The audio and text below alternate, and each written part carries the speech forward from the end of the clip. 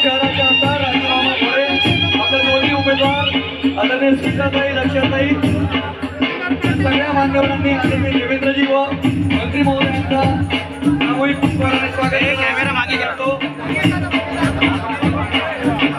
यानंतर भाजप शिवरोड चव्हाण, देवराज रतनलाल जैन, शरद बाबूराव पांढरे, शेख शरीफ पत्रोतीन, श्रीकृष्ण गोविंदा पांडे, भाऊ थांबव, इकडे पा इकडे, तुकाराम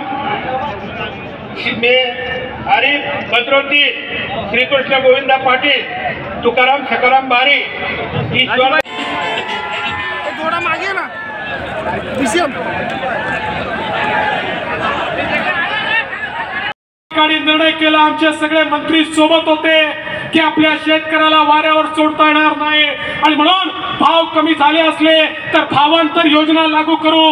4000 कोटी रुपये कापसाच्या शेतकऱ्याला आणि सोयाबीनच्या शेतकऱ्याला देण्याचा निर्णय आपल्या सरकारने केला।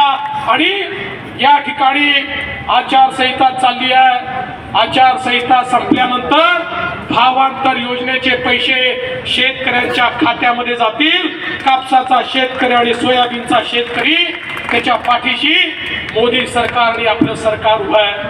आज या महाराष्ट्रामध्ये मोठ्या प्रमाणात मोदीजींच्या माध्यमातून आपल्या वेगवेगळ्या सिंचनाच्या योजनांना त्या ठिकाणी फायदा मिळाला। आपली निम्न तापीची योजना जी अतिशय महत्वाची योजना आहे, ज्या योजनेमुळे आपला जिल्हा सुजलाम सुफलाम होणार आहे। 4800 कोटीच्या योजनेला आम्ही मान्यता दिली, केंद्र सरकारकडे पाठवली। रेकॉर्ड वेळेमध्ये केंद्र सरकारने त्याला क्लिअरन्स दिला आणि आता लवकरच त्याचे टेंडर काढून निम्न तापीची योजना देखील आम्ही या ठिकाणी पूर्ण करणार आहोत।